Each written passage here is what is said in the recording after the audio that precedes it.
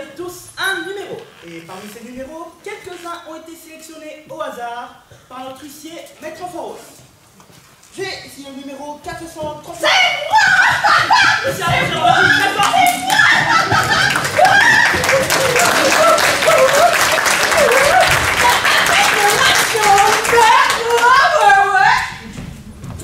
Alors, il s'agit de Mamadou. Mamadou, enchanté tout le monde. Alors, Mamadou, présentez-vous. Qu'est-ce que vous faites dans la vie? Alors moi, je viens d'ouvrir un cabinet de voyants, d'exorciseurs. Et si ta femme, elle s'en allait, je la fais revenir en 46 heures, top chrono, plus vite que la redoute. Ouais. D'accord, d'accord. Alors sinon, Mamadou, vous avez un hobby ou un passe-temps, certainement? Oui, j'aime le sport, la compétition. Ah, bien, bien. Ouais. Quel genre de sport? Avec ma femme, on fait goulou dans la classe. Ouais. D'accord, c'est parfait. C'est le sport national chez nous. D'accord. Alors, vous allez vous placer derrière votre pupitre pendant que je dis le second numéro. Décontractez-vous, Mamadou. Cela n'a pas de risque. Le numéro suivant est le 728. Est-ce que le 728...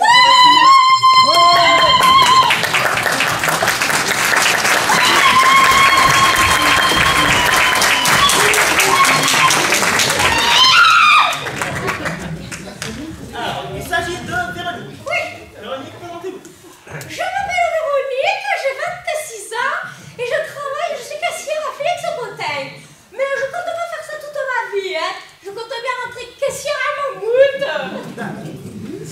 Véronique, sinon vous avez un hobby, un passe-temps certainement? Oui, j'aime la grande musique.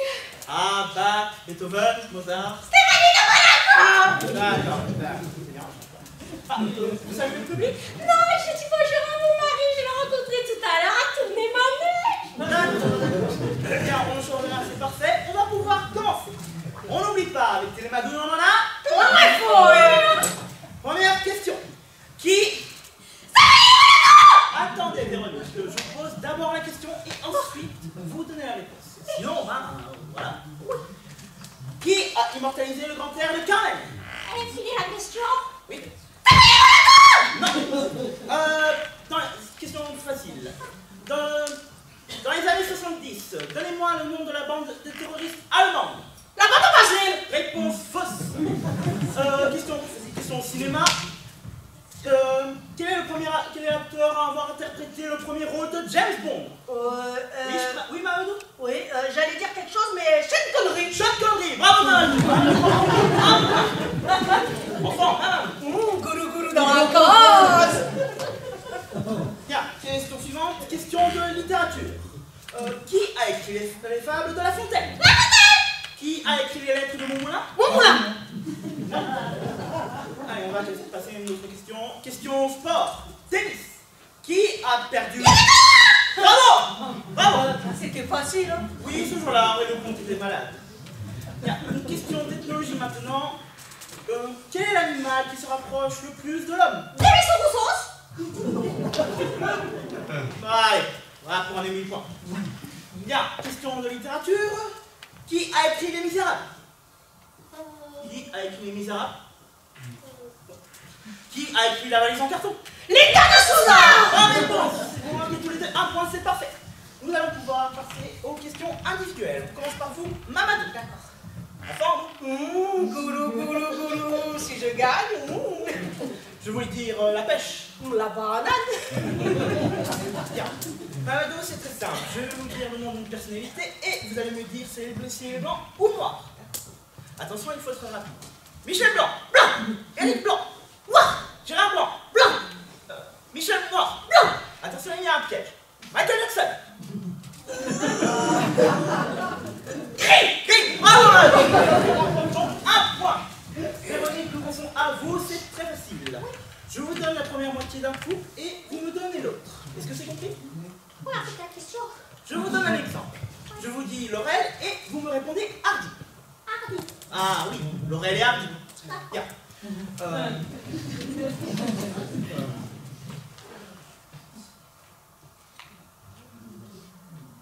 Premier Loé. Hardy. Pourquoi on a dit Hardy? Mais vous m'avez dit de dire Hardy. Mais non, je n'ai pas dit de Clélia. Mais si vous m'avez tout dit, Mais non, c'est... Mais il m'a tout dit, Non, voyons, c'est un exemple. Là, c'était Roméo et Juliette. Oui. Jacques Dutronc et Françoise. Juliette. Mais non, Hardy. Mais vous m'avez tout dit. Non. Vous n'avez pas dit. Mais moi, il peut pas dire que ça va pas y passer la nuit. C'était un exemple. On s'amuse. Ce n'est qu'un jeu.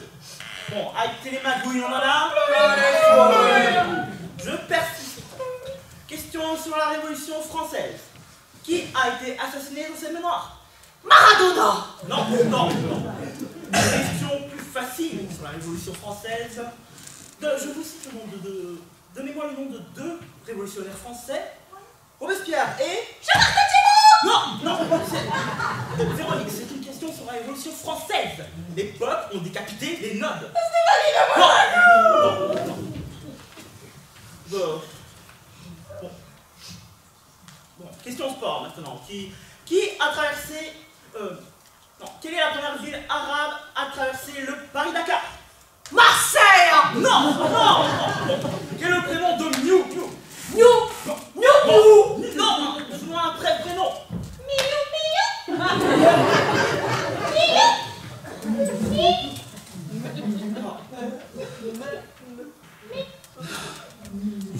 vous demande pas de miauler, je vous demande un vrai prénom. Non, non.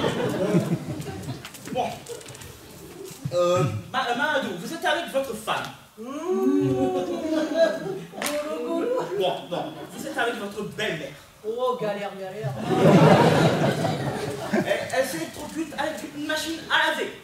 Qui devez-vous appeler dans ce cas précis? Darty. Qui a trouvé le vaccin contre la rage? Non, lui. Ricasserai. Oh, non.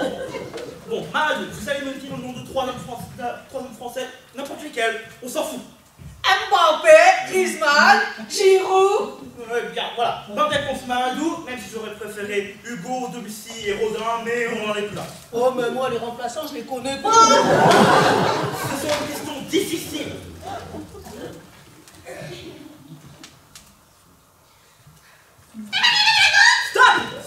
Stop. Bon, écoutez, vous êtes à égalité. Je vais me mettre à votre niveau. C'est avec la dernière question que nous allons savoir qui va gagner le gros lot.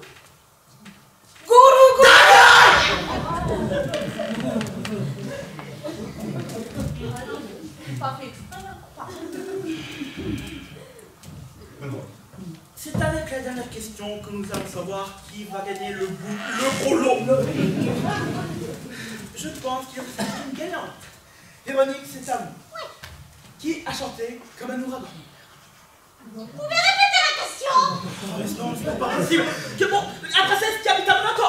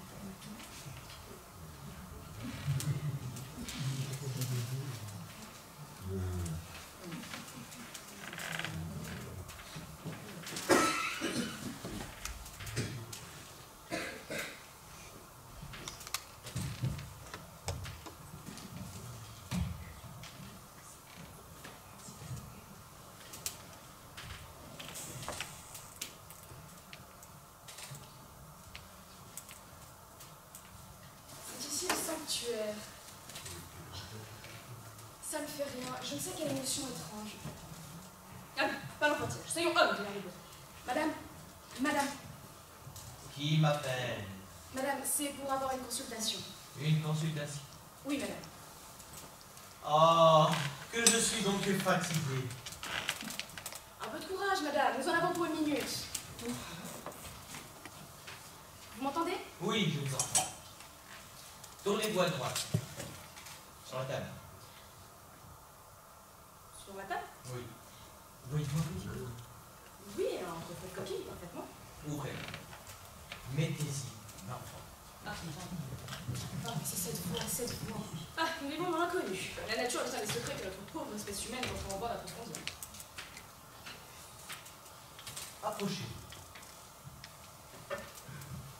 Prenez-moi la main. Question. Madame, c'est bien ça. Mon Dieu, c'est... Je revenais du bureau, il était 6h30. Au moment de me mettre à table, ma femme, qui tournait un roux dans la cuisine, me cria « Serait donc mon roux qui ne brûle pas, je descends acheter des oignons. » Elle me passa la cuillère à peau, s'en alla et ne reparut plus. Il y a de ça 8 jours, Seigneur, et ne pas seulement savoir si elle est morte ou vivante. Avec ça, elle était sortie sans chapeau. Le froid de la rue l'aura saisie. Pour moi, elle est à l'hôpital avec une fluxion de poitrine. Enfin, voilà, j'aimerais bien savoir un peu à comment finir. Pourriez-vous me confier un objet ayant appartenu à cette personne? Oui, j'ai apporté ça. Oh, je suis fatigué, je vois mal, aidez-moi.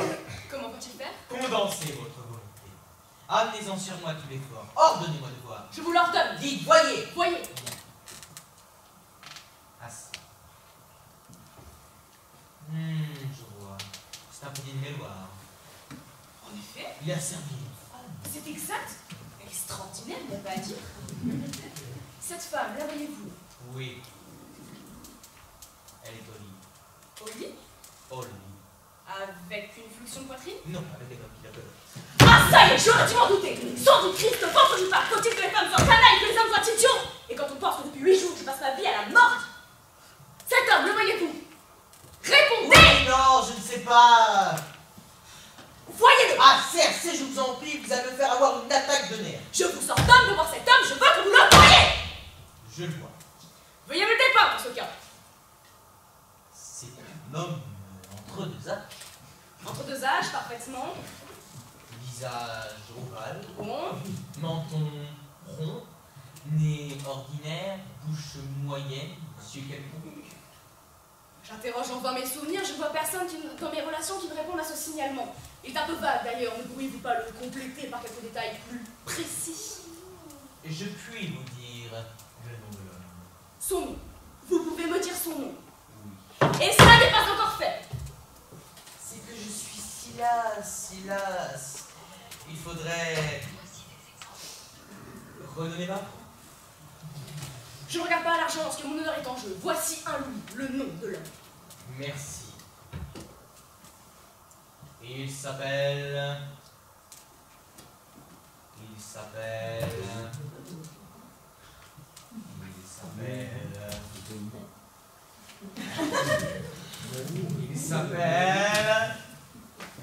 Joseph.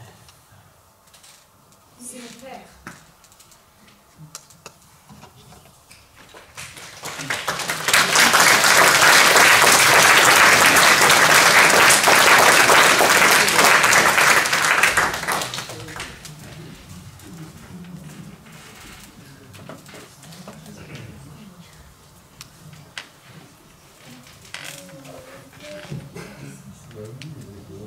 Bonsoir, mesdames et messieurs. Alors, je tiens à vous signaler avant de commencer que tout personnage ressemblant ou ayant ressemblé à ce que je vais raconter est pur fruit du hasard, hein, d'accord? Peut-être pas pour vous. Peut-être pas pour vous non. Mais bon. Non, en fait, je viens vous parler de la différence entre les hommes et les femmes. On n'est pas fait pour se comprendre, en fait. C'est surtout les hommes qui comprennent rien, mais... en fait... c'est vrai que dans la vie, c'est compliqué quand on est en couple. C'est pas tous les jours faciles, c'est pas tous les jours roses, d'accord? Faut dire ce qui est. Par exemple, les femmes ont un truc que vous n'aurez jamais, messieurs. On peut les imiter, mais on peut pas les égaler à ce niveau-là. C'est que la femme a un don, elle sait très très bien bouder. D'ailleurs, quand la femme boude, Elle ne vous dira pas qu'elle boude. Elle exprime juste un sentiment de mécontentement ou de tristesse profond. Quand la femme boude, ça donne à peu près ça. Et si, messieurs, vous avez le malheur d'ignorer ce moment de bouderie, vous êtes mort. Et en même temps, si vous lui demandez pourquoi elle boude, vous êtes mort aussi. La première chose, vous pouvez éventuellement l'ignorer, mais la femme va bouder tellement longtemps, et vous allez tellement bien le remarquer, qu'à un moment donné, vous allez lui demander pourquoi elle boude. Et vous allez lui dire, mais il y a un souci, chérie, qu'est-ce qui se passe? Rien, ça va? Ça, c'est la première phase. C'est quoi? Bah rien, je passe.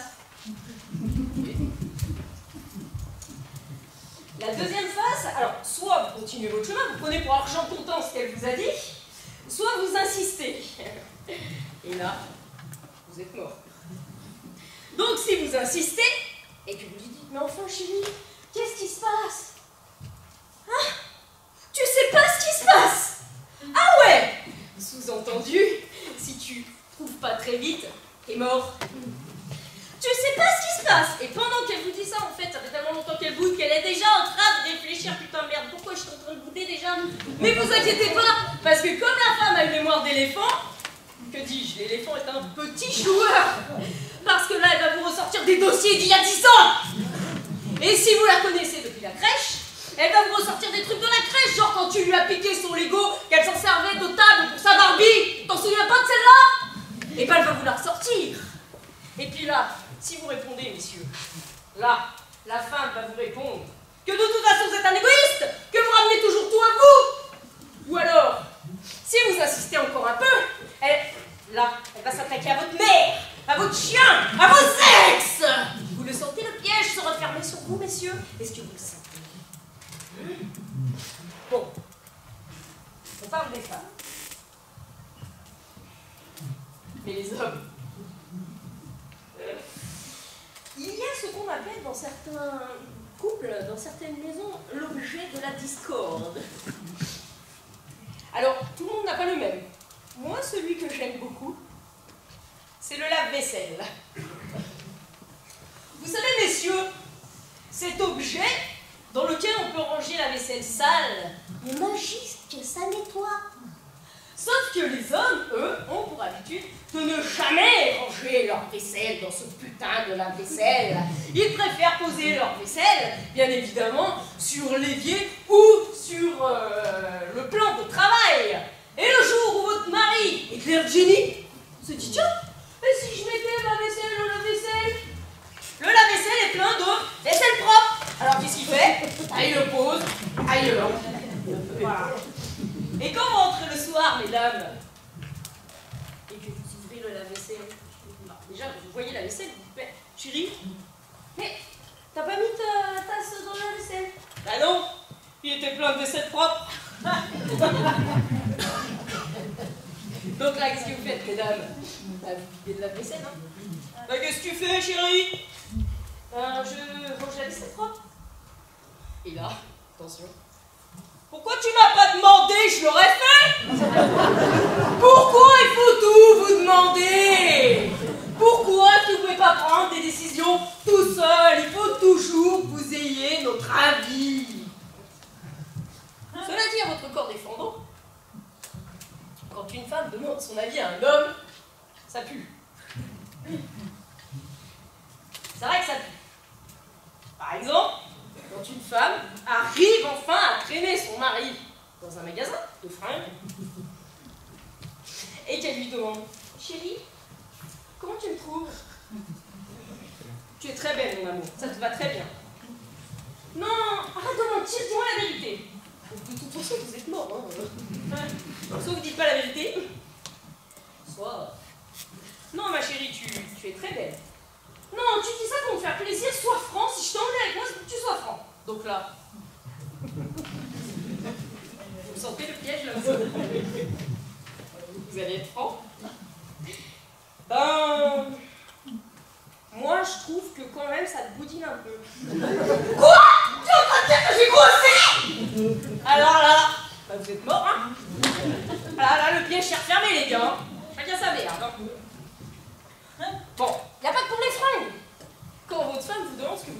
soir. Chérie, qu'est-ce que tu veux manger?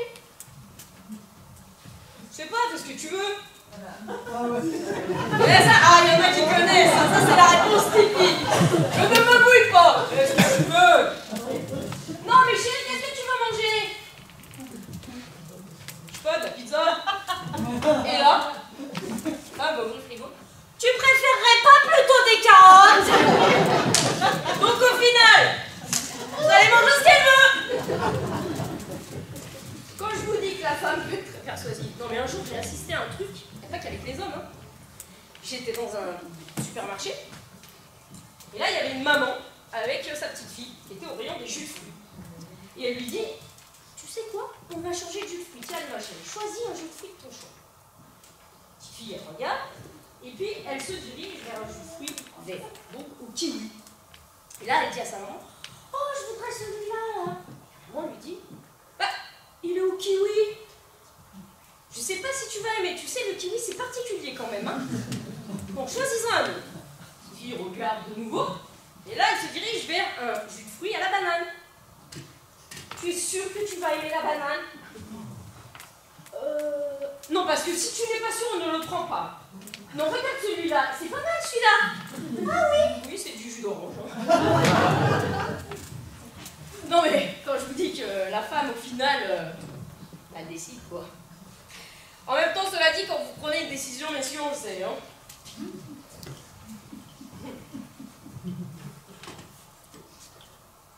Si vous décidez de cuisiner, par exemple.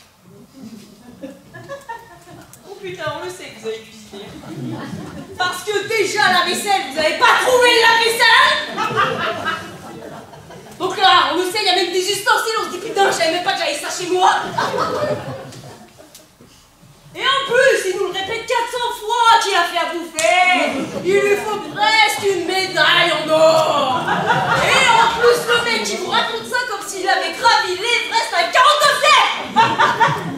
Genre, c'est le truc de l'année, quoi. Je le sais qu'il a fait la vaisselle, le gars.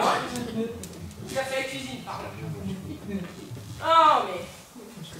Et alors, c'est un peu comme les ados, peut-être, hein, les ados différents, quoi. Et puis, alors c'est pareil, alors moi, il y a un truc qui me fait halluciner chez les hommes, c'est qu'ils sont pas multitâches, en fait. Hein. C'est une tâche à la fois. Hein. C'est-à-dire que le mec, il doit aller d'un point A pour aller à un point B. Mesdames, je vais vous demander de tester un truc quand on rentre ce soir à la maison, ou demain, quand il s'oublie. C'est de poser l'aspirateur devant les marches d'escalier. Et si votre mari veut monter, si vous dites qu'il va le monter, ce con. Et si votre mari veut monter, qu'est-ce qu'il va faire? Il va l'enjamber. Parce que quand un homme doit aller d'un point A à un point B, il peut y avoir les chiens qui se lèchent les couilles, les enfants qui se battent. C'est pas grave. Il va l'éviter. Voilà. Voilà, ouais.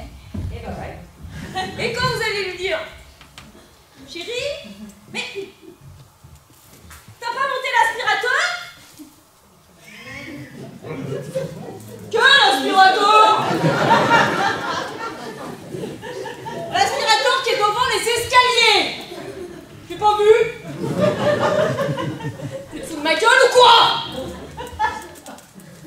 Je vous assure, c'est véridique, hein. Y a pas que ça. La panière à linge. La panière à linge, messieurs, c'est ce truc-là où on met le linge sale dedans. Et vos slips et vos chaussettes sous le lit, ça va bien 5 minutes. Mais votre mari, en plus, souvent il attend le soir. Chérie, t'as lavé mes fringues de pareil pour demain? Bah non, connard, tu les as pas mis dans la panière. Est-ce que c'est compliqué pour vous de prendre, c'est comme pour le lave-vaisselle, hein? Parce que quand ils décident enfin de prendre leur fringue sale, oh merde, la panière elle est pleine. Non, franchement, c'est compliqué d'être en couple, hein. C'est compliqué de se comprendre. Merde, les gens, c'est dire ce qu'il est. Les femmes étant des manipulatrices et les hommes des assistés, On est peut-être fait pour s'entendre.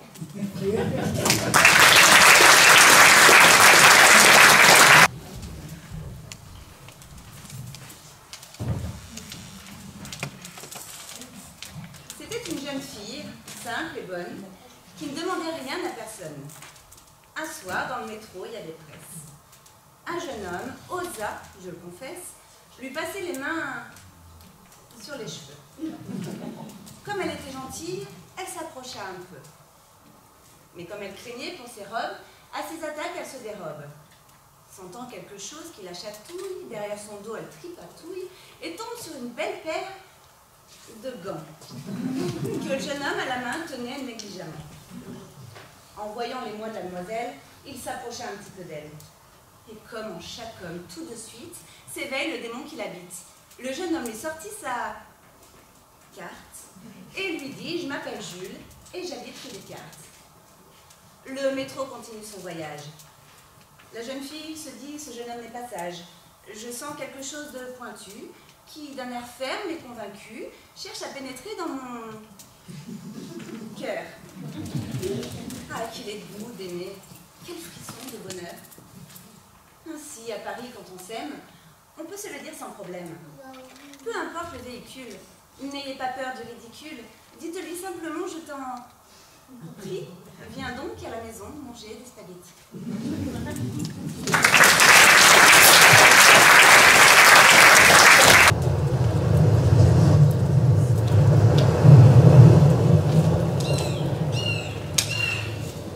Ça, Madame Sorbin, ou plutôt ma compagne, car vous l'êtes.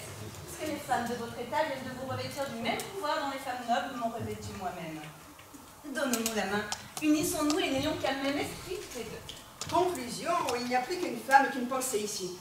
Nous voici chargés du plus grand intérêt que notre sexe n'ait jamais eu. Et cela dans la conjoncture du monde la plus favorable pour discuter notre droit vis-à-vis des hommes.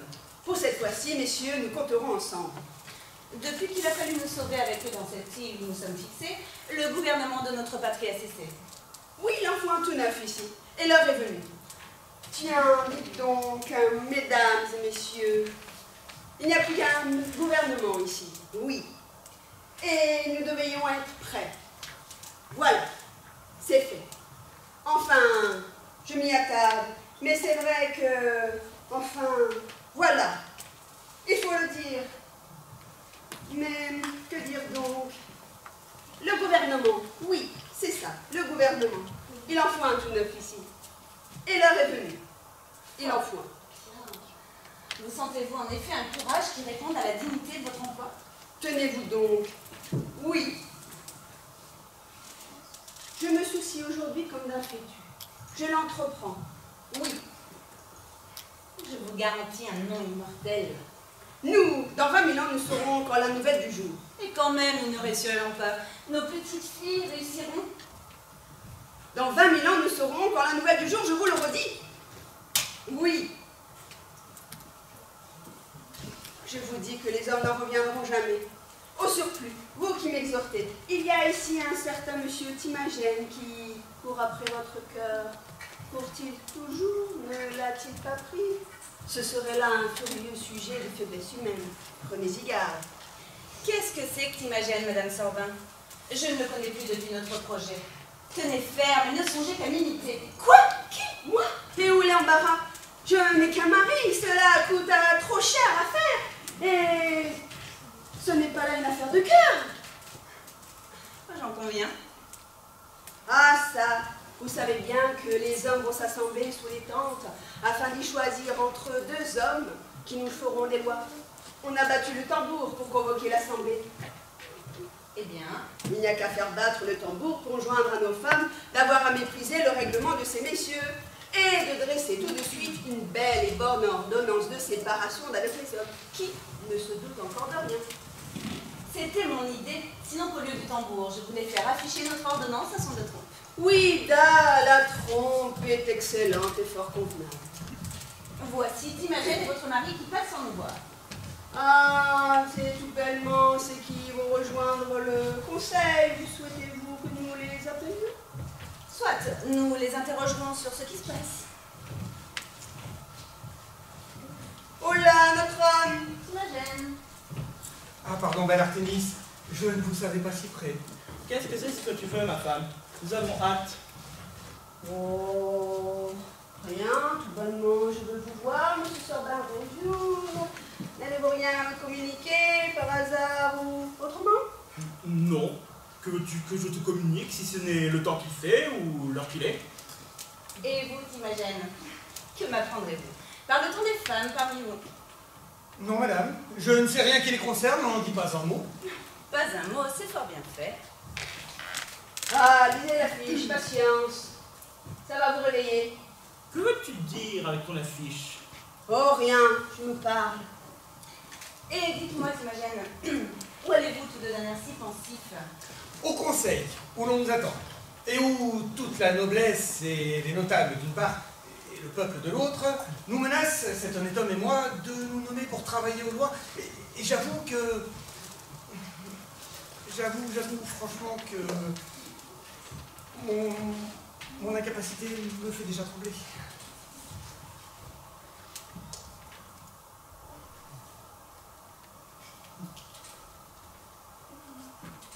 Quoi, mon mari? Vous allez faire des lois? Hélas, c'est ce qui se publie et ce qui me donne un grand souci. Pourquoi, monsieur Sorbin? Quoique vous soyez massif et d'un naturel un peu lourd, je vous ai toujours connu un très bon gros jugement qui ira fort bien dans cette affaire-ci. Et puis, je me persuade que ces messieurs auront le bon esprit de demander des femmes pour les assister, comme de raison. Ah, tais-toi avec tes femmes. Il est bien question de rire. Mais vraiment, je ne ris pas. Tu deviens donc folle. Eh pardi, monsieur Sorbin, franchement, ça se passera avec une ordonnance. Et nous ferons des lois, moi aussi. Toi!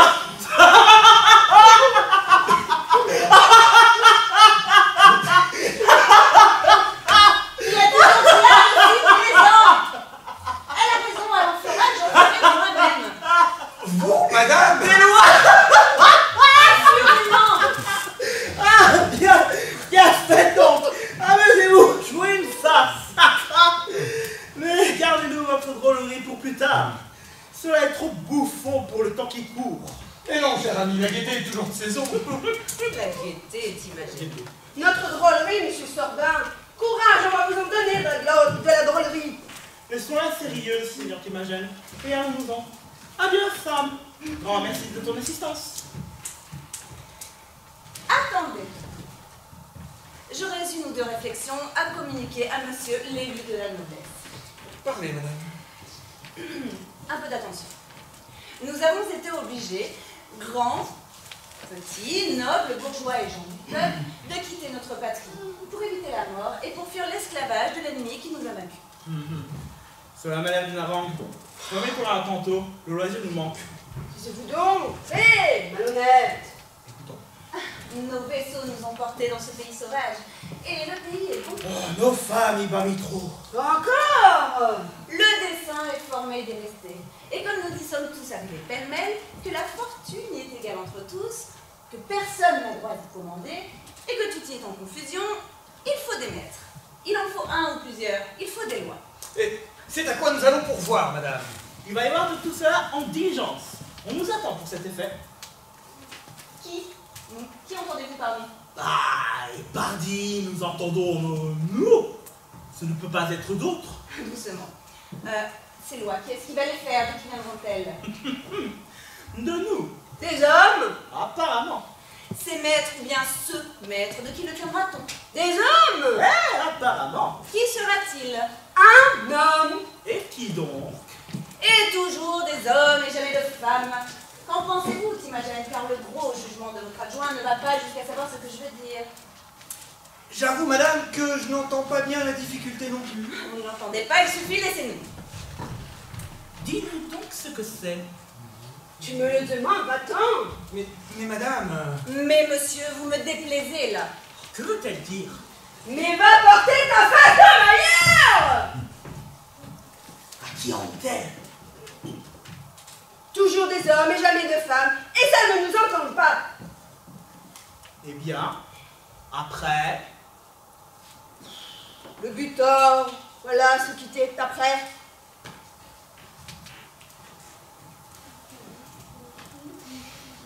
Vous m'affligez, madame, si vous me laissez partir sans m'instruire de ce qui vous indispose contre moi. Partez, monsieur, vous le saurez au retour de votre conseil. Ou le tambour vous dira le reste, ou le placard au son de la trompe. Fif, trompe ou trompette, il ne m'importe guère. Allons, c'est ce qui m'a gêné. Dans l'inquiétude où je suis, je reviendrai, madame, aussitôt qu'il me sera possible.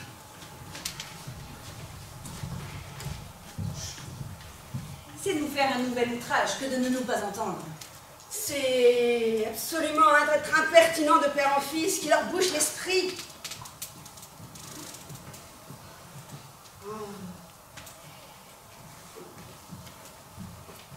Je viens à vous, vénérable et future belle-mère. Vous m'avez promis la charmante Ida et j'avoue que je suis bien impatient d'être son époux. Je l'aime tant que je ne saurais plus supporter l'amour de son mariage. Écartez ce jeune homme, Madame Sorbin. Les circonstances présentes nous obligent de rompre avec toute son espèce. Vous avez raison, c'est une fréquentation qui ne convient plus. J'attends réponse. Que faites-vous là? Hélas, je vous intercède et j'accompagne Madame pareille Lina. Retournez-vous-en. Qu'il s'en retourne. Et d'où vient ma mère? Je veux qu'il s'en aille, le cas le requiert, il le faut. Il s'agit d'affaires d'État. Il n'a qu'à nous suivre de loin. Oui, je serais content de me tenir humblement derrière. Point de façon de se tenir, je n'en accorde pas. Écartez-vous et ne nous rapprochez pas jusqu'à la paix. Adieu, Percinet. Jusqu'au revoir. N'obstinons point ma mère. Qu'est-ce qui a rompu la paix? On me dit guère, en attendant que tu finisses, je vais m'affliger tout à mon aise, mon petit particulier. Pourquoi donc le maltraitez-vous, ma mère? Est-ce que vous ne voulez plus qu'il m'aime ou qu'il m'épouse? Non, ma fille. Dans l'occurrence présente, l'amour de Picasso. Hélas, quel dommage.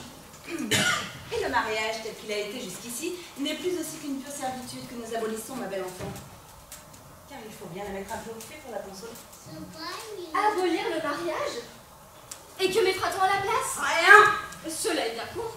Vous savez, Lina, que les femmes jusqu'ici ont toujours été soumises à leur mari. Oui, c'est une coutume qui n'empêche point l'amour.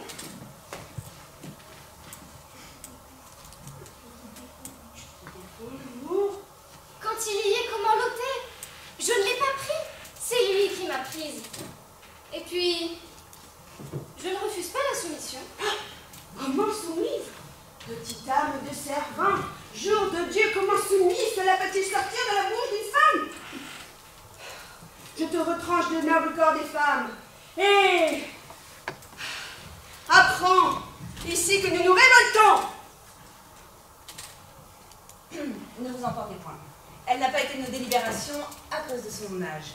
Mais je vous assure qu'elle sera charmée d'avoir autant d'autorité que son mari dans son petit ménage. Et quand il dira « je veux », de pouvoir répliquer « moi, je ne veux pas ». Je n'en aurai pas la peine. Percinet et moi, nous voudrons toujours la même chose. Nous en sommes convenus entre nous. Vas-y, garde avec ton Percinet. Si tu n'as pas de sentiment de relever, hein, je te retranche du noble corps des femmes. Et puis, fais bien attention à tout cela, dont mademoiselle Lina, la petite fille, bien noble et bien bourgeoise à la fois. Reste avec ma camarade et moi pour apprendre à considérer notre importance. Et surtout, supprime ces larmes qui font confusion à ta mère et qui rabaissent notre milieu. Je vois quelques-unes de nos amies qui viennent et qui paraissent avoir à nous parler. Sachons ce qu'elles nous veulent.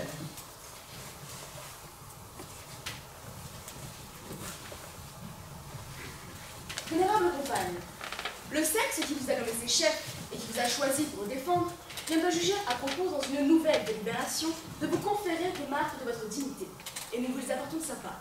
Nous sommes chargés, en même temps, de vous jurer pour lui une entière obéissance quand vous lui aurez juré entre nos mains une fidélité inviolable.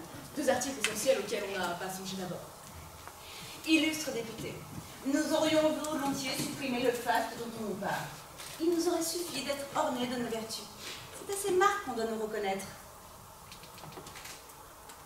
N'importe. Prenons toujours, ce sera deux parures au lieu d'une. Nous acceptons cependant la distinction dont on nous honore. Et nous allons nous acquitter de notre serment, dont l'omission a été très judicieusement remarquée. Je commence. Je fais vœu de vivre pour soutenir les droits de mon sexe opprimé. Je consacre ma vie à sa gloire.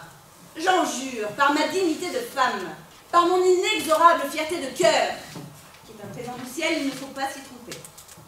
Enfin, par l'indocilité d'esprit que j'ai toujours eue dans mon mariage et qui m'a préservé de l'affront d'obéir à feu mon pourru de mari. J'ai dit! Ah oui, madame, ça va. Venez, approchez ma fille, et écoutez-moi bien, et devenez à jamais célèbre seulement pour avoir assisté à cette action si mémorable.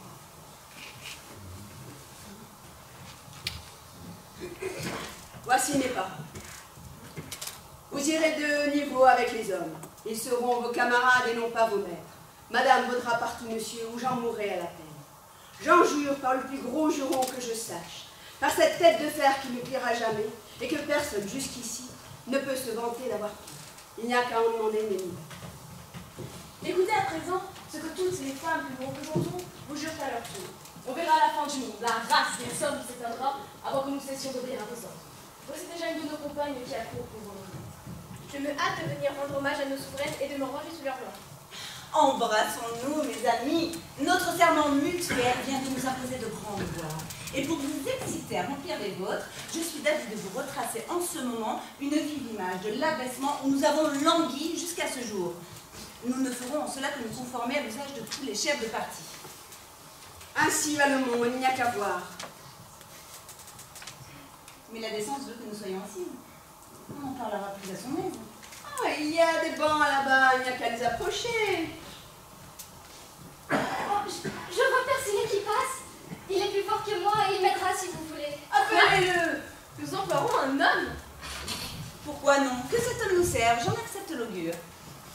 Approchez, Percinet. Percinet, Percinet, Qu'y a-t-il, mon amour? aidez-moi à pousser ces bancs jusqu'ici. Avec plaisir, mais n'y touchez pas, vos petites mains sont trop délicates. Laissez-moi faire.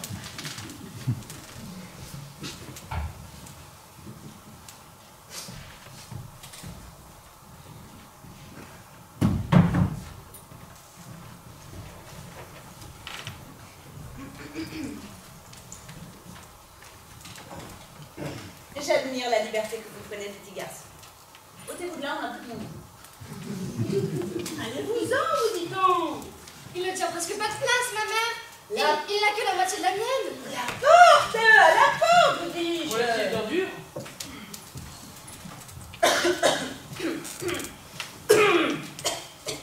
L'oppression dans laquelle nous vivons sous nos tyrans, pour être si ancienne, n'en est pas devenue plus raisonnable. N'attendons pas que les hommes se corrigent d'eux-mêmes. L'insuffisance de leurs lois a beau les punir de les avoir faites à leur tête et sans nous, rien ne les ramène à la justice qu'ils nous doivent. Ils ont oublié qu'ils nous la refusent. Ah là là, ainsi va le monde. Dans l'arrangement des affaires, il est décidé que nous n'avons pas le sens commun. Tellement décidé que cela va tout seul et que nous n'en appelons pas nous-mêmes. Et que voulez-vous? On nous crie dès le berceau. Vous n'êtes capable de rien, de vous mêler de rien.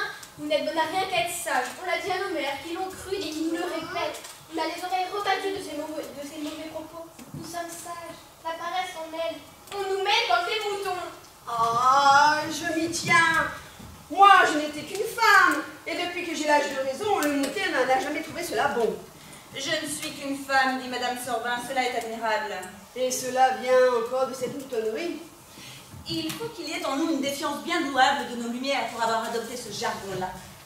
On me trouve des hommes qui en disent autant d'eux. Cela les passe. Revenons au vrai pourtant. Vous n'êtes qu'une femme, dites-vous. Que voulez-vous donc être pour être mieux? Mais je m'y tiens, mesdames, je m'y tiens. C'est nous qui avons le mieux. Et je bénis le ciel de m'en avoir fait participant. Il m'a comblé d'honneur et je lui en rends des grâces non pas. Pénétrons-nous donc un peu de ce que nous valons, non par orgueil, mais par reconnaissance. Ah, si vous entendiez Percinet là-dessus! C'est lui qui est pénétré suivant nos mérites. Personne n'a que faire ici. Il est indécent de le citer. Pauvre fille, enfin, point de langue ici, rien que des oreilles. Excusez, mesdames, poursuivez la camarade. Examinons ce que nous sommes et arrêtez-moi si j'en dis trop. Qu'est-ce qu'une femme seulement à la voir? En vérité, ne dirait-on pas que les dieux en ont fait l'objet de leur plus tendre complaisance? Plus j'y rêve et plus j'en suis convaincue. Cela est incontestable, absolument incontestable, c'est un fait. Regardez là, c'est le plaisir des yeux. Dites les délices. Souffrez que j'achève. N'interrompons point. Oui, écoutons, c'est notre chef qui parle, et qui parle bien. Pour moi, je dis mot. Taisez-vous donc, cela m'impatiente. Je recommence. Regardez-la. C'est le plaisir des yeux. Les grâces et la beauté, déguisées sous toutes sortes de formes, se disputent à qui versera le plus de charme sur son visage et sur sa figure. Qui est-ce qui peut définir le nombre et la variété de ces charmes? Le sentiment les saisit. Nos expressions y souhaitent atteindre. La femme a l'air noble, et cependant son air de douceur enchante. Nous voilà! Chut! C'est une beauté fière, et pourtant une beauté lumière. Elle imprime un respect qu'on ose perdre si elle ne s'en mêle. Elle inspire un amour qui ne saurait se taire. Dire qu'elle est belle, qu'elle est aimable, ce n'est que commencer son portrait. Dire que sa beauté surprend, qu'elle occupe, qu'elle attendrit et qu'elle ravit, c'est dire à peu près ce qu'on en voit, ce n'est pas effleurer ce qu'on en pense. Et ce qui est le plus incomparable, c'est de vivre avec toutes ces belles choses-là, comme si de rien n'était. Voilà le surprenant. Mais bon, ce que j'en dis, ce n'est pas pour interrompre. Venons à l'esprit, et voyez combien le nôtre a paru redoutable à nos tyrans. Jugez-en par la précaution qu'ils ont prise pour l'étouffer, pour nous empêcher d'en faire usage. C'est à filer, c'est à la quenouille, c'est au misérable tracas d'un ménage, c'est à l'économie d'une maison. Enfin, c'est à faire des nœuds que ces messieurs nous condamnent. Véritablement, cela crie vengeance! Ouais! Ou bien, c'est à savoir prononcer sur des ajustements, c'est à les réjouir dans leur souper, c'est à leur inspirer d'agréables passions, c'est à régner dans la bagatelle. C'est à naître nous-mêmes la première de toutes les bagatelles, à nous qui les avons polies, qui leur avons donné des mœurs, à nous sans qui la terre ne serait qu'un séjour de sauvages qui ne mériterait même pas le nom d'homme. Allez, ingrats, allons, mesdames, supprimons les soupers dès ce jour! Oui! Pour des passions qu'ils en cherchent. Ah, c'est ce qu'il ferait, exactement. Il est vrai qu'on nous traite de charmantes, que nous sommes des astres, qu'on nous distribue des teints de lys et de roses, qu'on nous chante dans des vers où le soleil insulté pâlit de honte à notre aspect. Et comme vous voyez, cela est considérable. Et puis, les transports, les extases, les désespoirs dont on nous régale quand il leur plaît. Vraiment, c'est de la friandise qu'on donne à des enfants. Friandise, donc il y a plus de 6000 ans que nous vivons. Et qu'en arrive-t-il? Que par simplicité, nous nous entêtons du vil honneur de leur plaire, et que nous nous amusons bonnement à être coquettes.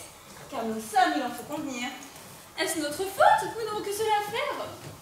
Sans doute. Mais ce qu'il y a d'admirable, c'est que la supériorité de notre âme est si invincible, si opiniâtre qu'elle résiste à tout ce que je dis là. C'est qu'elle éclate et perce encore à travers cet avilissement où nous tombons. Nous sommes coquettes? D'accord. Mais notre coquetterie même est un prodige. Oh, tout ce qui part de nous est parfait. Quand je songe à tout le génie, à toute la sagacité, à toute l'intelligence que chacune de nous y met en se jouant, et que nous ne pouvons mettre que là, et cela est immense. Il y entre plus de profondeur d'esprit qu'il n'en faudrait pour gouverner deux mondes comme le nôtre. Et tant d'esprit est en pure perte. Ce monde-ci n'y gagne rien. Voilà ce qu'il faut pleurer. Tant d'esprit n'aboutit qu'à renverser de petites cervelles qui ne sauraient le soutenir, et qu'à nous procurer de sots compliments, que leur vice et leur démence, et non pas leur raison, nous prodiguent. Leur raison ne nous a jamais dit que des injures. Point de ma vie. On se rendra lèvres. Et notre première ordonnance sera que nous tâchions de l'être toutes. N'est-ce pas, camarade? J'y consens. D'être laide, il me paraît à moi que c'est prendre un gauche. Je ne serai jamais cette là non plus. Quoi? Sans les dire exprès pour se venger des hommes? Et tout au contraire, embellissons-nous s'il est possible, afin qu'ils nous regrettent davantage, afin qu'ils soupirent plus que jamais à nos genoux, et qu'ils meurent de douleur de se voir rebutés. Voilà ce qu'on appelle une indignation de bon sens, Madame Sorbin. Et vous êtes dans le faux, tout à fait dans le faux. Embellissons-nous pour retomber de 20 galants qui se meurent à nos genoux. Il n'y en a quelquefois pas un qui leur échappe. D'ordinaire, on les sauve tous. Oh, doucement, cela vous plaît à dire. Vous ne jouez pas d'enjeu, votre affaire est bien avancée. Il n'est pas étonnant que vous fassiez si bon marché de vos grâces. On ne vous prendra jamais pour un astre. Madame, ni vous non plus pour une étoile. Tenez ce petit étournant avec sous le café. Ah, pardi, me voilà bien ébahi. Mais, vous autres, pain bêche, est-ce que vous croyez être jolis? Mais si vous nous ressemblez, qu'est-il besoin de se les dire? Par où s'y prendre? La Sorbin a encore bien à son aise. Comment? La Sorbin? M'appeler la Sorbin? Ma mère? Une Sorbin? Qui est-ce qui sera donc madame ici, me perd dans le respect de cette manière? Vous avez tort, ma bonne, je trouve le projet de Madame Sorbin très sage. Ah, je le crois, vous n'y avez pas plus d'intérêt qu'elle. Qu'est-ce que cela signifie? M'attaquer moi-même? Mais voyez ces gueulons avec leur vision de beauté. Oui, madame, Artémis et moi, qui valons mieux que vous, voulons, ordonnons, prétendons de s'habiller mal, de se coiffer de travers et de se noircir le visage au soleil. Et pour contenter ces femmes-ci, notre édit n'acceptera qu'elles. Il leur sera permis de s'embellir si elles le peuvent. C'est bien dit. Oui, gardez tous vos appliqués, vos corsets, vos rubans avec vos mines, vos semaglets qui font rire, ou avec vos petites mules ou pantoufles qu'on ne saurait loger un pied et qu'on veut rendre mignon en dépit de sa taille. Parez-vous, il n'y a pas de conséquences. Juste si elle est grossière. N'a-t-on pas fait là un beau choix? Retirez-vous. Vos serments vous lient. Obéissez, jouerons la séance. Obéissez! Voilà de Rosaire, il n'y a qu'à se plaindre. Il faut crier. Oui, crions, représentons! J'avoue, j'ai les poings qui me démangent. Retirez-vous, vous dis-je, je vous ferai mettre aux arrêts. C'est votre faute, mesdames. Je ne voulais ni de cette princesse, ni de cette artisane. Je n'en voulais pas, mais le nom m'a pas écouté. Hélas, ma mère, pour apaiser tout, laissez-nous garder nos mules et nos corsets. Tais-toi, je vais t'habiller d'un sac si tu me raisonnes. Modérons-nous. Ce sont des folles. Nous avons une ordonnance à faire, allons la tenir prête. Parfait. Toi, attends ici que les hommes sortent de leur conseil. Ne t'avise pas de parler à Percinet s'il venait. Dis-moi, me le promet. Mais... oui, ma mère. Et viens nous avertir dès que les hommes paraîtront. Tout aussitôt. Quel train! Quel désordre! Quand me mariera-t-on à cette heure? Je n'en sais plus rien. Eh bien, Lina, ma chère Lina, contez-moi mon désastre. D'où vient que Madame Sorbin me chasse? J'en suis encore tout tremblant, je n'en puis plus, je me meurs. Hélas, ce cher petit homme, si je pouvais lui parler dans son affliction. Eh bien, vous le pouvez, je ne suis pas ailleurs. Mais on me l'a défendu. On ne veut pas seulement que je le regarde, et je suis sûre qu'on m'épie. Quoi? Me retrancher vos yeux? Il est vrai qu'il peut me parler, lui. On ne m'a pas ordonné de l'en empêcher. Lina, Malina, pourquoi me mettez-vous à une lieue d'ici? Si vous n'avez pas compassion de moi, je n'ai plus longtemps à vivre. Il me faudrait actuellement un coup d'œil pour me soutenir. Si pourtant, dans l'occurrence, il n'y avait qu'un regard qui pût sauver mon Percinet, oh, ma mère aurait beau dire, je ne le laisserai pas mourir. Oh, le bon remède! Je sens qu'il me rend la vie. Répétez, m'amour, encore un tour de prunelle pour me remettre tout à fait. S'il ne suffisait pas d'un regard, je lui en donnerais 2, 3, tant qu'il faudrait. Ah, je me sens un peu revenu. Mais dites-moi le reste à présent, mais parlez-moi de plus près, et non pas en mon absence. Percinet ne sait pas que nous sommes révoltés, Révolté? Contre moi? et que ce sont les affaires d'État qui nous sont contraires, De quoi se mêle-t-elle? et que les femmes ont résolu de gouverner le monde et de faire des lois. Est-ce moi qui les en empêche? Il ne sait pas qu'il va, tout à l'heure, nous être enjoint de rompre avec les hommes, Mais non pas avec les garçons. qu'il nous sera enjoint d'être laides et mal faites avec eux, de peur qu'il ait du plaisir à nous voir, et le tout par le moyen d'un placard en son latron. Et moi je défie tous les placards et toutes les trompes du monde de vous empêcher d'être jolie. De sorte que je n'aurai plus ni mule, ni corset, que ma coiffure ira de travers, et que je serai peut-être habillée d'un sac. Voyez à quoi je ressemblerai. Mais toujours à vous, mon petit cœur. Oh mais, je vois les hommes qui sortent. Je m'enfuis pour avertir ma mère. Oh, Percinet, Percinet! Mais attendez donc, j'y suis. Ah, me dites quoi, faisons la plainte à ces messieurs. Non, Seigneur Timagène, nous ne pouvons pas mieux choisir. Le peuple n'a pas hésité sur M. Sorba.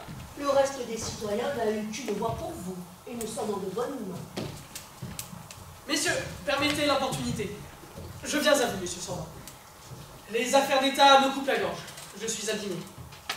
Vous croyez que vous aurez un genre? Et c'est ce qui vous trompe. Madame Sorba m'a cassé tout net jusqu'à la tête. On vous casse aussi. On ne veut plus des personnes de notre étoffe. Toute face d'homme est bannie. On va nous retrancher à son de trompe. Et je demande votre protection contre un tumulte. Que voulez-vous dire, mon fils? Qu'est-ce que c'est qu'un tumulte? Un tumulte, mais c'est une émeute, une ligue, un tintamarre, un charivari sur le gouvernement du royaume. Vous saurez que les femmes se sont mises tout en un tas pour être laides. Elles vont quitter les pantoufles. On parle même de changer de robe, de se vêtir d'un sac et de porter les cornettes de côté pour nous déplaire. J'ai vu préparer un grand colloque. J'ai moi-même approché les bancs pour la commodité de la conversation. On m'a chassé comme un gredin. Le monde va périr. Et le tout à cause de vos lois, que ces braves dames veulent faire en commodité avec vous. Et donc je vous prie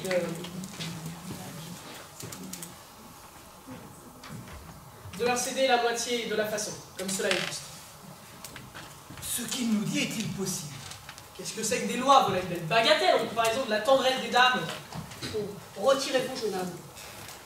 Quel vertigo prend-il donc à tout le monde de quel côté que j'aille? On me dit de partout, va-t'en, je n'y comprends rien. Voilà donc ce qu'elle voulait dire tantôt. Vous le voyez? Heureusement, l'aventure est plus comique que dangereuse. Ma femme est têtue, et je gage qu'elle a tout homme été. Mais attendez-moi là, je vais voir ce que c'est. Et je vais mettre bon ordre à cela quand j'aurai pris mon tour de maître. Je vous fermerai le bec à cela. Ne vous écartez pas, monsieur. Moi, ce qui me surprend, c'est qu'Artémis se soit mise de la partie. Messieurs, daignez répondre à notre question. Vous allez faire des règlements pour la République. N'y travaillerons-nous pas de concert? À quoi nous dessinez-vous là-dessus? À rien, comme à l'ordinaire. C'est-à-dire à vous marier quand vous serez fille, à obéir à votre mari quand vous serez femme, et à vous occuper du logis. On ne pourrait vous enlever ces choses-là, c'est votre lot. Est-ce là votre dernier mot? Battez tambour. Et vous allez afficher cette ordonnance à cet arbre. Seigneur Timagène, donnez vos ordres et délivrez-nous de ces criailleries. Voulez-vous bien vous expliquer, madame? Mort de ma vie, qu'on nous donne des armes. Allez lire cet édit. L'explication y est. Elle vous apprendra que nous voulons nous mêler de tout, être associés à tout, exercer avec vous tous les emplois, ceux de finance, de judicature et d'épée. D'épée, madame? Oui, d'épée, monsieur. Et sachez que jusqu'ici, nous n'avons été poltronnes que par l'éducation. Avec des armes. Voilà. Nous serons plus méchantes que vous. Eh oui, plus méchantes. Et je veux que dans un mois, nous manions le pistolet comme un éventail. Je tirerai ces jours passés sur un pas impérial. Moi, qui vous parle. Il n'y a que de l'habitude à tout. Fournissons.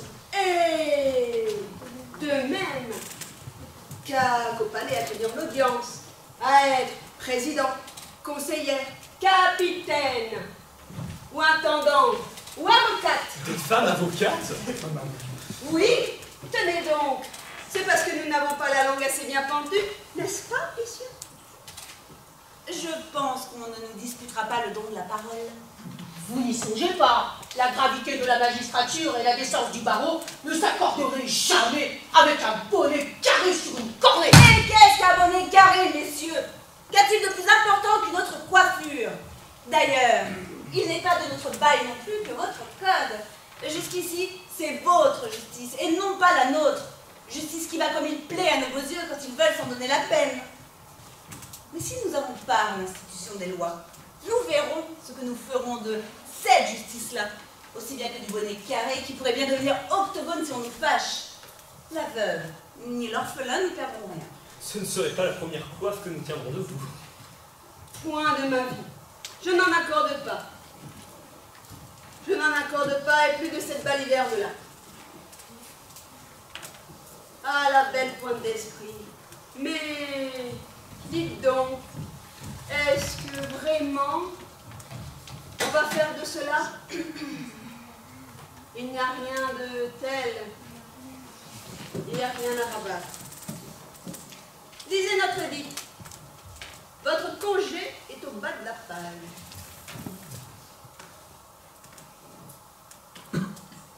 Seigneur Timagène, donnez vos ordres et sortez-nous de ces criailleries. Madame! Monsieur, je n'ai plus qu'une chose à dire. Profitez-en. Il n'y a point de nation qui ne se plaigne des défauts de son gouvernement. Et d'où viennent ces défauts? C'est que notre esprit manque à la terre dans l'institution de ses lois. C'est que vous ne faites rien de la moitié de l'esprit humain que nous avons et que vous n'employez jamais que la vôtre qui est la plus faible. Voilà ce que c'est, faute d'étoffe, la vie est trop courte. C'est que le mariage qui se fait entre les hommes et nous devrait aussi se faire entre leurs pensées et les nôtres. C'était l'intention des dieux, elle n'est pas remplie. Et voilà la source de l'imperfection des lois. L'univers en est la victime, et nous le servons en vous résistant. J'ai dit. Il serait inutile de me répondre. Prenez votre parti. Nous vous donnons encore 1 heure. Après quoi, la séparation est sans retour si vous ne vous rendez pas. Cela va jusqu'à la fureur. Parlez-lui donc. Suivez-moi, Madame Sorbin, sortons. Notre part d'esprit salue la vôtre. Ah! Je vous trouve donc, Madame Sorbin. Je vous cherchais. Finissez avec lui, je vous reviens prendre dans le moment. Vraiment, je suis très charmé de vous voir. Et vos déportements sont tout à fait divertissants. Oui, vous faut-il plaisir, monsieur Sorbin? Tant mieux. Je n'en suis qu'en préambule. Vous avez dit à ce jeune homme que vous n'entendez plus fréquenter les gens de son étoffe. Apprenez-nous la raison que vous entendez par là. Oui, j'entends tout ce qui vous ressemble, monsieur Sorbin. Comment dites-vous cela, Madame la Cornette? Comme je le pense, comme cela tiendra, monsieur le chapeau. Oh! Doucement, Madame Sorbin. Si est-il bien une femme aussi sensée que Boulette de perdre jusque-là les égards qu'elle doit à son mari? Oh, le pauvre homme avec son jargon d'homme. C'est parce que je suis sensée que je lui parle ainsi. Et vous dites qu'il me doit, mais je lui donne même. Quand il me paiera, je le paierai. Voilà de quoi je venais lui accuser, exprès. Eh bien, payez, monsieur Sorbin, payez, payons tous. C'est effronté. Vous voyez bien que cette entreprise ne saurait se soutenir. Le courage nous manquera. Que nenni! Nos bagages sont faits, tout est résolu. Nos mesures sont prises. Et où irez-vous? Toujours tout droit. De quoi vivrez-vous? De fruits, d'herbes, de racines, de rien. Et même, nous chasserons, nous pêcherons. Nous serons sauvages. Jusqu'à la fin, où nous prendrons notre vie. Et mais nous finirons notre vie avec honneur et gloire. Et non pas dans l'humilité ridicule où l'on veut tenir des personnes de notre excellence.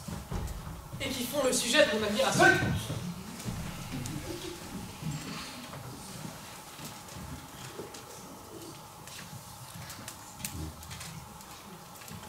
Cela va jusqu'à la fureur.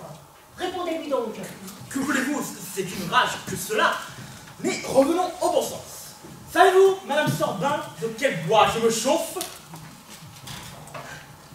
Le pauvre homme avec son bois. Mais dites donc, c'est bien à lui de parler de cela.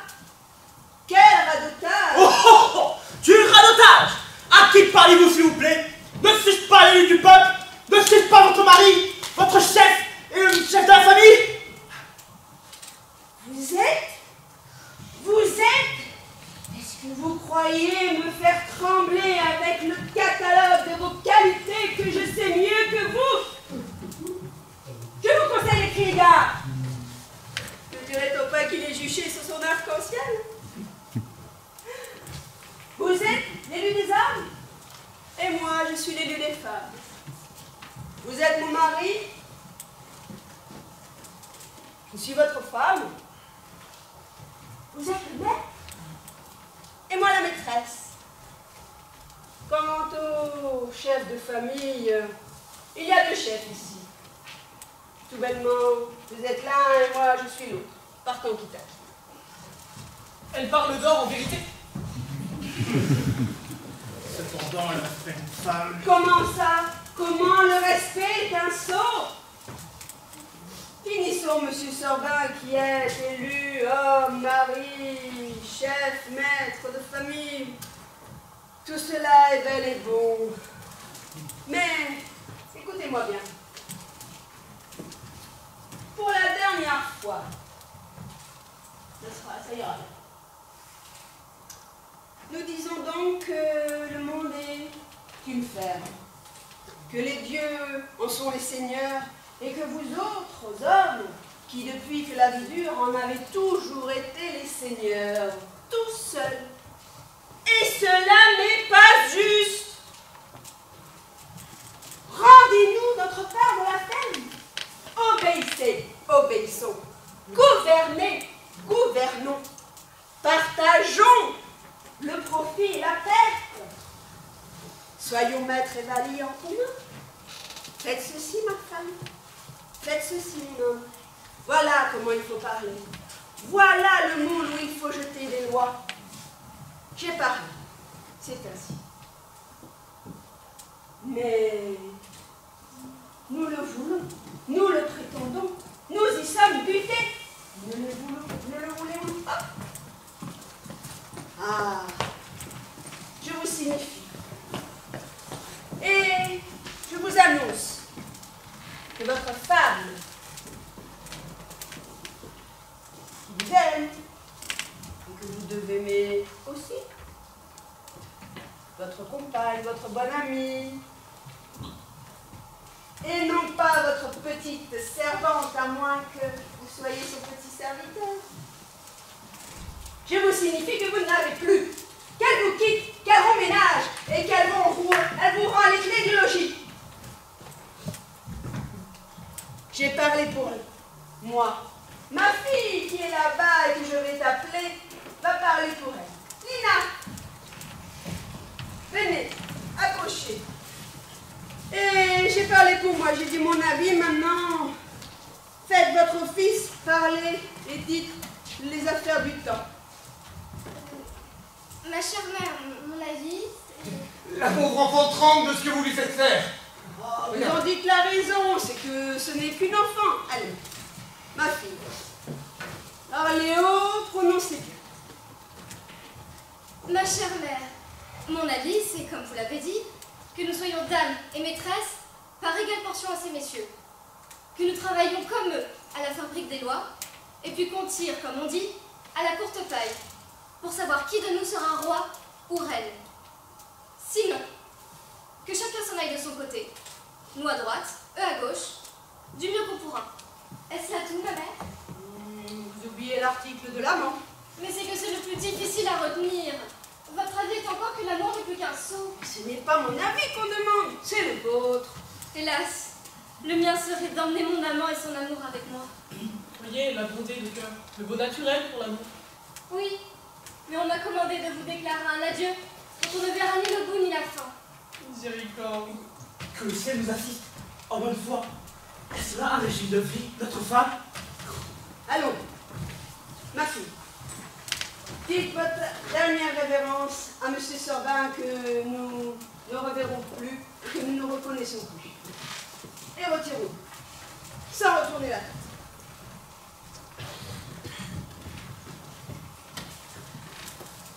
Voilà une des parties qui me procure la mort. Je n'irai jamais jusqu'au soufflet.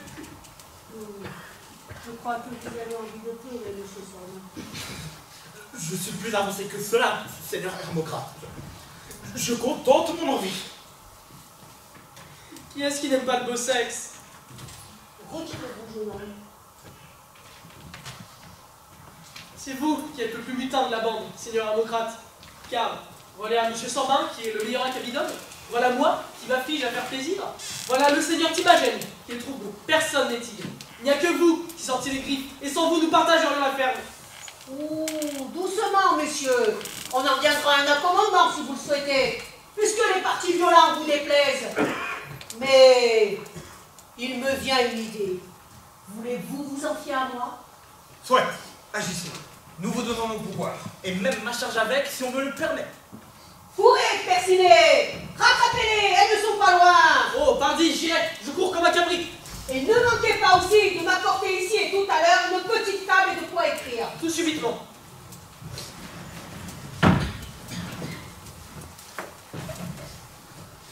Vous voulez que nous retirions? Oui.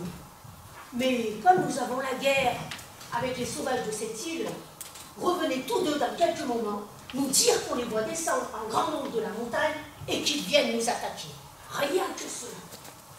Ne manquez pas aussi de m'apporter aussi de venir ici avec quelques hommes qui porteront des armes que vous leur présenterez pour le combat. Ces belles personnes me suivent. Et voici pour vos écritures, monsieur le notaire. Tâchez de nous griffonner le papier sur ce papier. Sortons, sortons.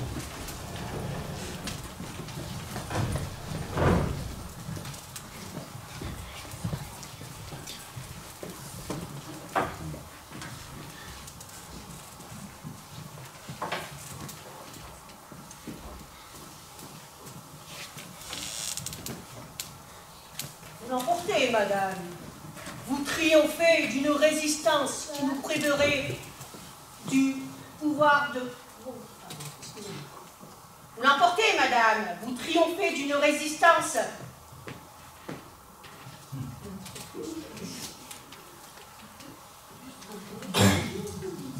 qui nous priverait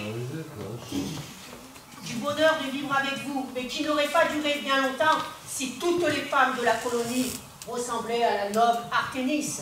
Sa raison, sa politesse, ses grâces, sa naissance nous auraient bien vite déterminé, bien vous parler franchement, le caractère de Madame Sorbin, qui va faire avec vous le pouvoir de faire les lois, nous a d'abord arrêtés. Non qu'on ne la croie femme de mérite à sa façon, mais la petitesse de sa condition ne va pas ordinairement sans mysticité, disent-ils. Madame, ce petit personnage avec ses petites conditions. Ce n'est pas moi qui parle, je vous dis ce qu'on a pensé. On ajoute même qu'Artémis, folie comme elle est, aurait bien de la peine à sa commodité. Je ne vous conseille pas de la fâcher. Quant à moi, qui ne vous accuse de rien, je me tiens à vous dire de la part de ces messieurs que vous aurez part à tous les emplois et que j'ai ordre d'engraisser là en votre présence. Mais voyez avant que je ne commence si vous avez quelque chose de particulier à me demander. Je n'insisterai plus que sur un article. Et moi de même.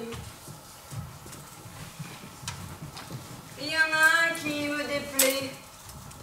Et je le retranche. C'est la gentilhommerie.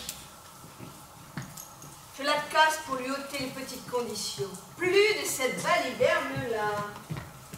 Comment donc, Madame Sorbin? Vous supprimez les nobles? J'aime assez cette suppression. Vous, Hermocrate? Moi, madame? J'ai deux petites raisons pour cela.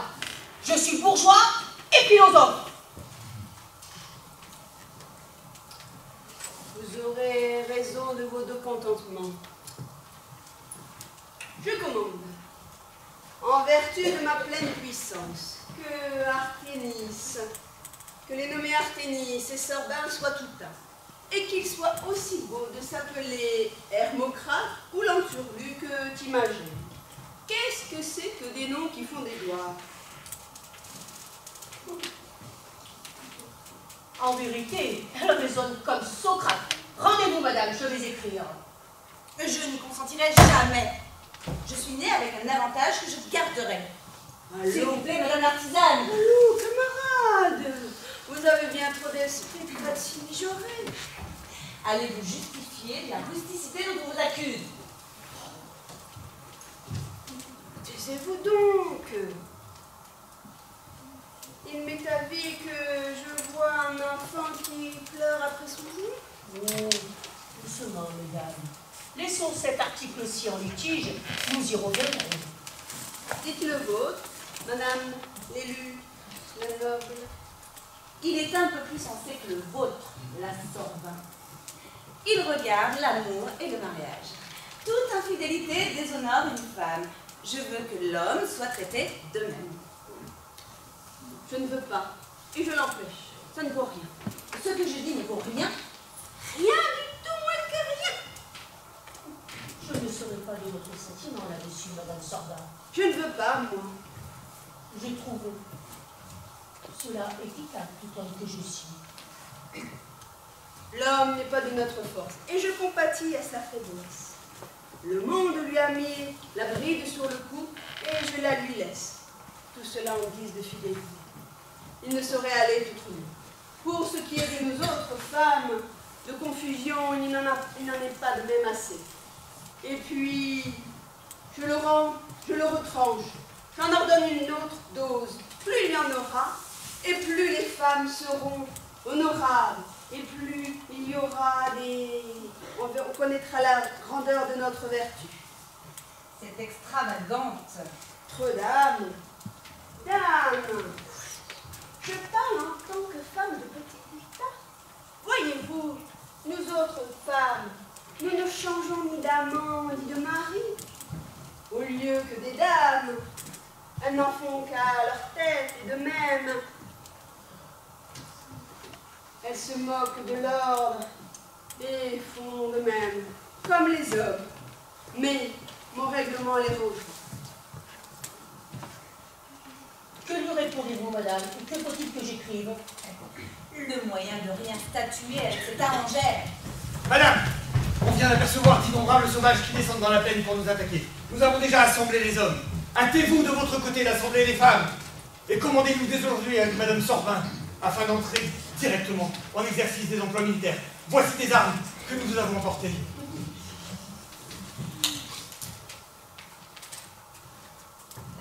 Ma chère compagne, laissons là nos différends. Ne nous rabaissons pas devant eux. Unissons-nous. Mais venez du moins batailler.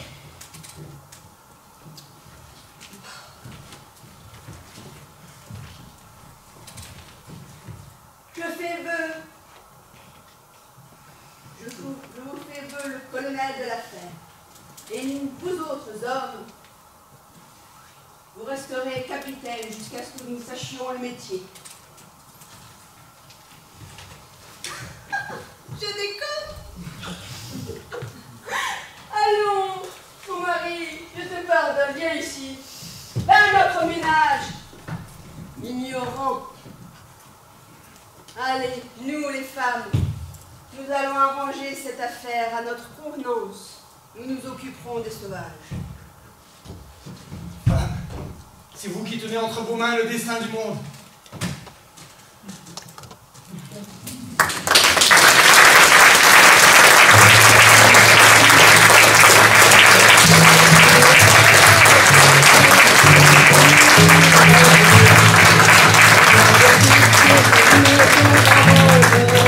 Tous les corps du sexe barbu, tous les corps du sexe barbu. Voilà prolongeant que ça dure, notre patience est à bout. Debout, Vésuvienne debout, et lavons notre vieille injure.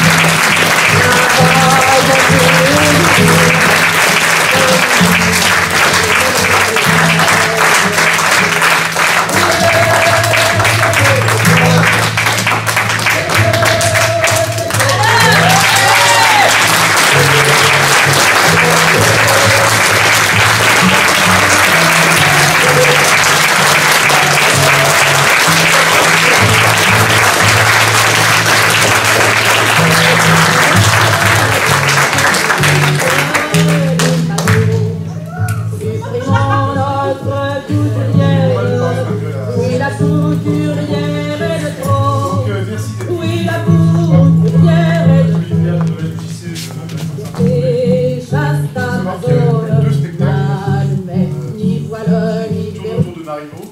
Donc le premier ce soir, et le deuxième le 22 juin qui s'appelle La Dispute. Donc pourquoi du spectacle? Tout simplement parce qu'on est très nombreux. Et encore là, on n'est pas le nombre exact des adhérents de début d'année, on était 24. Il faut faire un choix, c'est compliqué. Il y a des ateliers, on va dire des exercices en début d'année sur les 3 premiers mois. Puis ensuite, on monte un spectacle. Et monter un spectacle avec autant d'adhérents, c'est très compliqué. Donc déjà, je remercie tous les adhérents et les comédiens qui sont ici présents parce que Marivaux, c'est vraiment pas facile. Bravo.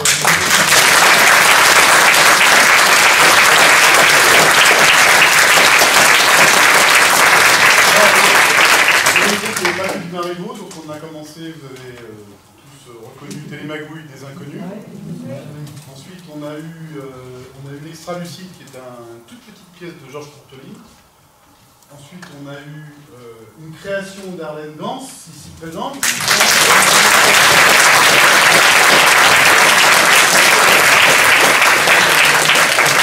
La première, ça fait au moins 4 ans, je crois, que tu fais des créations avec nous. C'est ça, voilà, sur différents sujets, les chiens, les femmes. Les ados. Voilà. Donc bravo, ouais.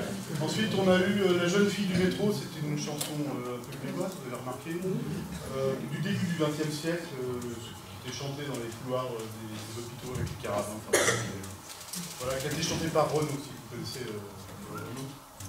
Cette chanson-là. Et puis, bien sûr, La colonie de Marivaux, donc 1750, vous vous rendez compte? Il était quand même en avance sur son temps. Et je trouve que le propos est intéressant. Donc, le texte compliqué, mais le propos vraiment en avance sur son temps. Donc, ça n'a pas été facile de monter cette pièce-là. Je suis content que tous soient arrivés. Donc, bravo à vous.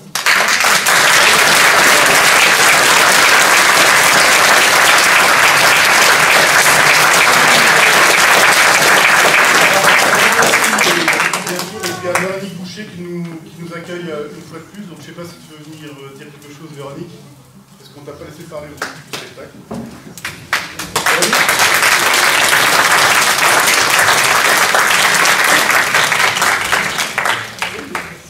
Et après je présenterai la comédie. Voilà, écoutez, je vais vous remercier. Vous remercier d'être là ce soir. La commission culturelle est très très heureuse de pouvoir aider la FJC avec tous ces comédiens qui ont beaucoup de mérite. Et c'est toujours très chouette d'avoir un atelier de théâtre sur notre territoire, parce que ça sera aussi des futurs comédiens. Et donc ils ont beaucoup de mérite, parce que c'est beaucoup d'investissement dans l'année. Donc je vous demande de les applaudir une nouvelle fois. Merci.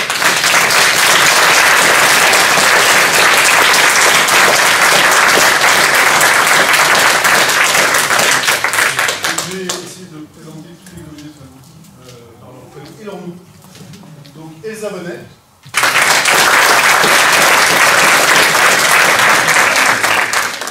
Erwan Giorello.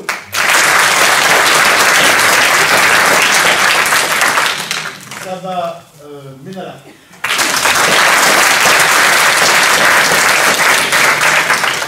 Arlène Danse. Tristan Chaffard. Delphine Répellin.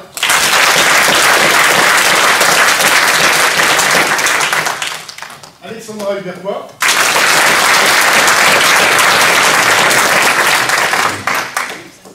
Basile Perrault.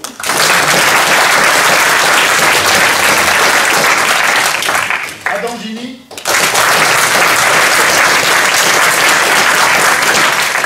Margot Fusco. Lily Camata.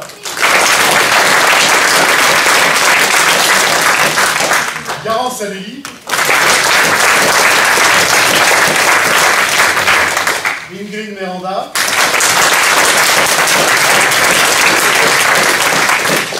Mehdi Rosine. Et Juliette Servigne.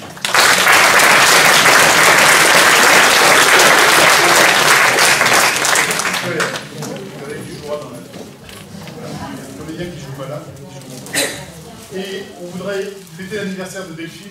Parce que c'est aujourd'hui,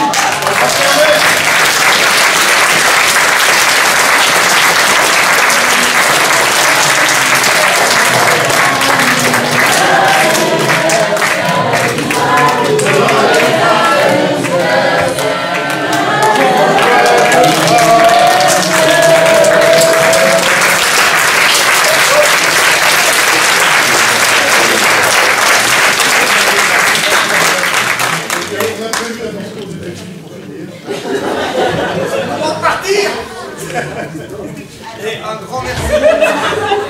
Un grand merci d'abord. Je remercie